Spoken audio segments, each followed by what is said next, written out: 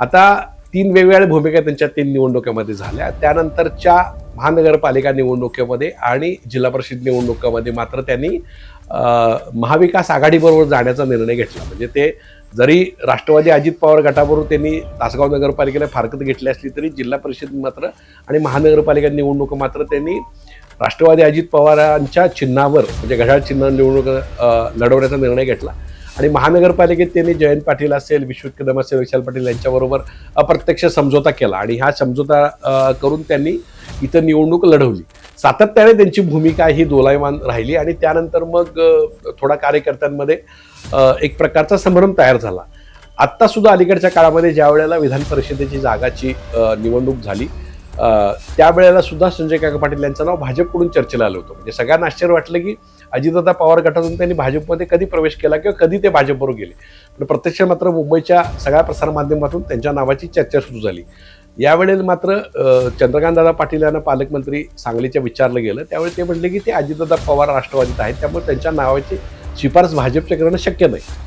त्यामुळं मोठा भ्रमनिरा संजय काका पाटील समर्थकांचा झाला. आता ही विधान परिषदेची बाजू झाल्यानंतर परत एकदा राज्यसभेच्या जागाची परत चर्चा सुरू झाली आणि सुरेत्रा पवार यांची जी राज्यसभेची जागा रिकामी झालेली आहे राष्ट्रवादी अजित पवार गटाने त्यासाठी नावाची चर्चा सुरू आहे. पण त्यावेळेला सुद्धा मुंबईतून संजय काका पाटील यांच्या नावाची चर्चा सुरू झाली. म्हणजे भाजपकडून पण चर्चा सुरू होती आणि अजित पवार गटाकडून चर्चा सुरू होती. म्हणजे अजित पवार गटाचं आता ते राज्यसभेत जाणार का अशी चर्चा होती. अर्थात त्याला काही दुजोरा मिळाला नाही, त्याचं नाव पण अजून काही जाहीर झालेलं नाही. पण असं असताना पुन्हा एकदा संजय काका पाटील यांनी मध्ये मुख्यमंत्री देवेंद्र फडणवीस यांची भेट घेतली. त्यानंतर भाजप प्रवेशाची त्यांची चर्चा सुरू झाली. त्यांनी चर्चा केलीच असं वृत्त आहे. आणि त्यानंतर अलीकडेच त्यांनी 2 दिवसापूर्वी रवींद्र चव्हाण यांची भाजपचे प्रदेशाध्यक्ष त्यांची भेट घेतली. देवेंद्र फडणवीसांची कुरकुर असल्याचं वृत्त आहे की संजय काकांना भाजपमध्ये घ्यावं आणि त्यानंतर त्यांनी अशा प्रकारची एक भूमिका घेतली देवेंद्र फडणवीसांनी की राष्ट्रवादीच्या कोणत्याही नेत्याला आम्ही भाजपमध्ये घेणार नाही. अर्थात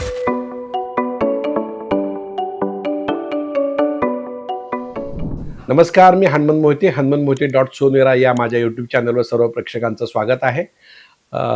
आपण आज चर्चा करणार आहोत की माजी खासदार संजय काका पाटील यांच्या राजकारणामध्ये आता नेमकं काय चाललंय. म्हणजे आपल्याला माहिती आहे की संजय काका पाटील हे 2014 आणि 2019 साली भाजपकडून मोठ्या मताधिक्यानं निवडून आले आणि खासदार झाले.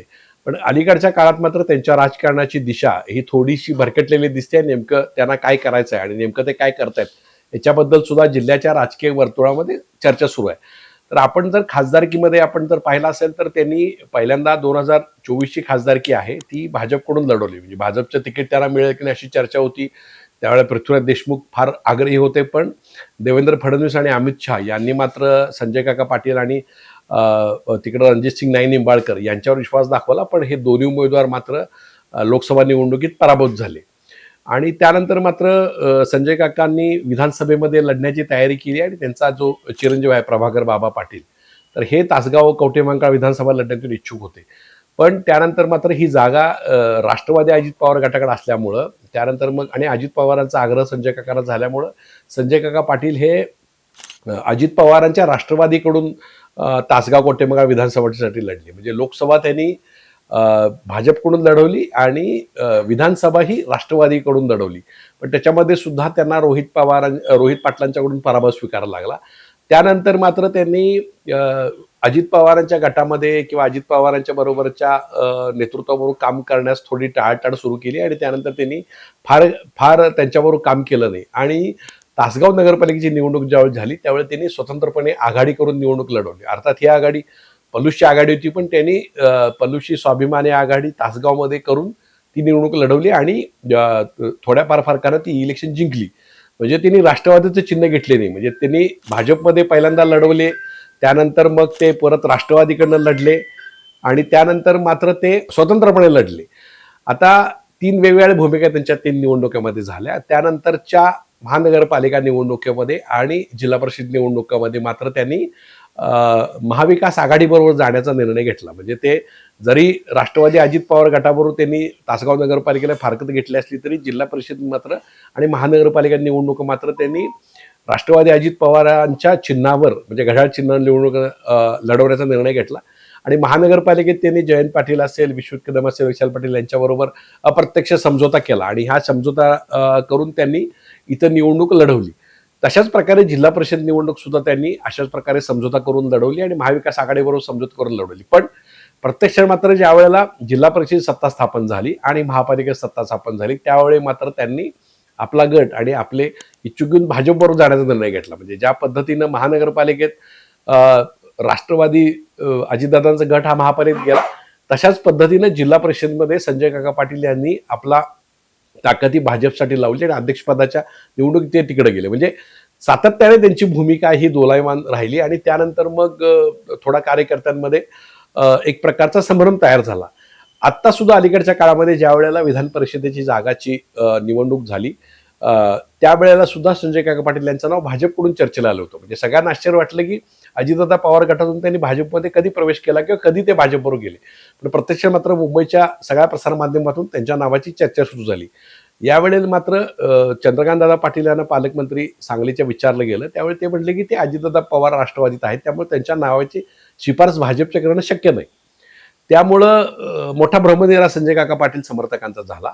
आता ही विधान परिषदेची बाजू झाल्यानंतर परत एकदा राज्यसभेच्या जागाची परत चर्चा सुरू झाली आणि सुनेत्रा पवार यांची जी राज्यसभेची जागा रिकामी झालेली आहे राष्ट्रवादी अजित पवार गटाची त्यासाठी नावाची चर्चा सुरू. पण त्यावेळेला सुद्धा मुंबईतून संजय काका पाटील यांच्या नावाची चर्चा सुरू झाली. म्हणजे भाजपकडून पण चर्चा सुरू होती आणि अजित पवार गटाकडून चर्चा सुरू होती. म्हणजे अजित पवार गटाचं आता ते राज्यसभेत जाणार का अशी चर्चा होती. अर्थात त्याला काही दुजोरा मिळाला नाही, त्याचं नाव पण अजून काही जाहीर झालेलं नाही.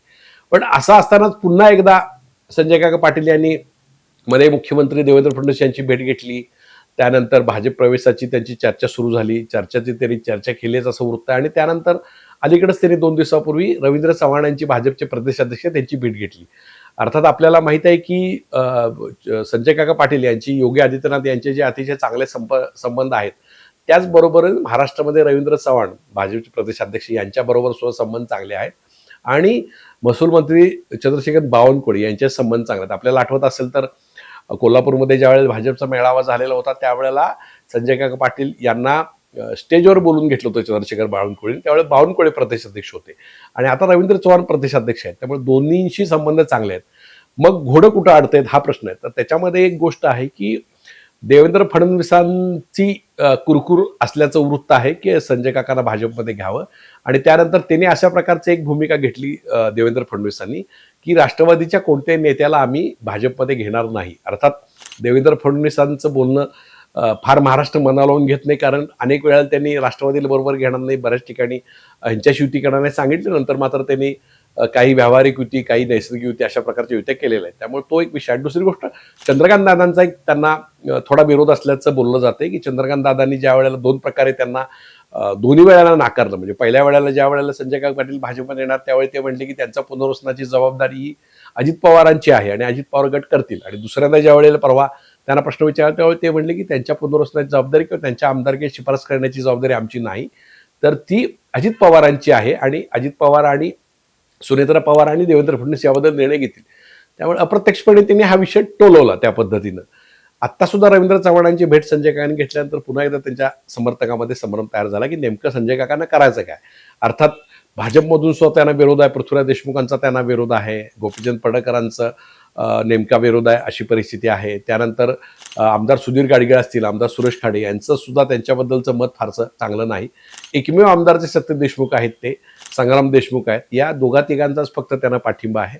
त्यामुळं आगामी काळात त्यांची राजकीय वाटचाल कशी होईल हे आपल्याला पाहावं लागेल. पण कार्यकर्ते मात्र समर्म अवस्थेत आहेत आणि संजय काकांचं नेमकं काय चाललंय असा प्रश्न मात्र राजकारणात उपस्थित होतो.